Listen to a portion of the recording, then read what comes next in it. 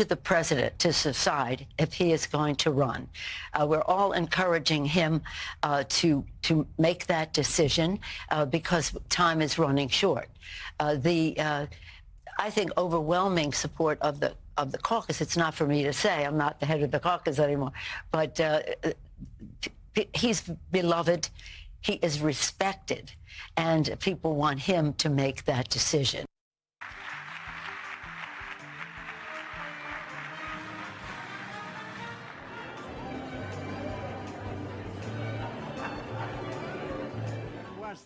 He wants to see the economy crash this year. He stumbled, he stammered, he even stunned.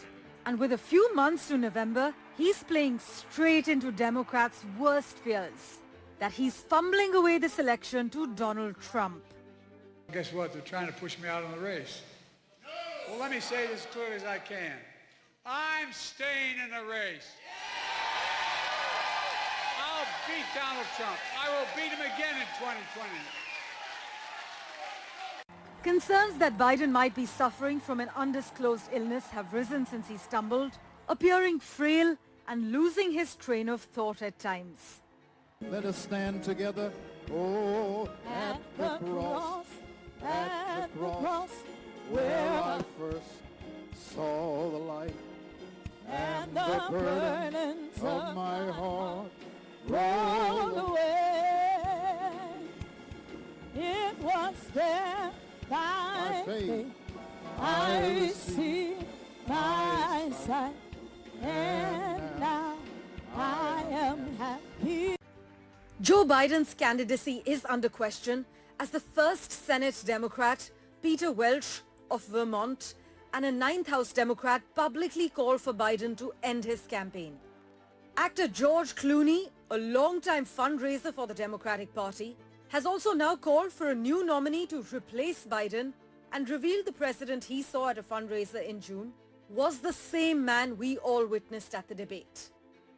Many analysts point out that his gaffe streak has put his presidential candidature on the line, but the White House refuses to confirm or elaborate on a Parkinson's disease specialist's visits to the White House. There's been a lot of speculation. What's Joe going to do? Is he going to stay in the race? Is he going to drop out? What's he going to do? It is. You're Dr. asking Kevin me. Kennard, come to the White House. But I also said to you, Ed, I also said to you, for security reasons, we cannot share names. We cannot share names. We have to. Others he would have met with. We but cannot. You can share names in regards to if someone came here in regards to the president. We cannot share names of specialists broadly, from a dermatologist to a neurologist. We cannot share names. There are security reasons. We have to protect. But US President Joe Biden is not being treated for Parkinson's disease and has not seen a neurologist outside of his annual physicals, the White House said, after the New York Times reported that visitor logs showed a doctor specializing in the illness visited the White House at least 8 times from August through March.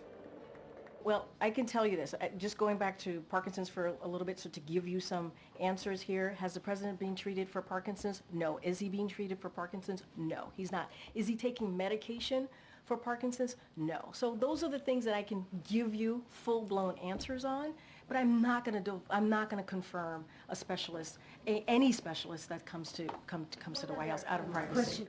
Biden is battling criticism from some Democrats that he lacks the mental acuity to stand as the nominee against Trump in the November 5th presidential election.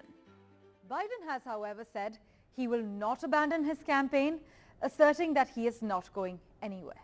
In my experience, the last 2.5 years, I have not seen any reason whatsoever to question or doubt his lucidity, his grasp of context, his probing nature, and the degree to which he is completely in charge of facts and figures.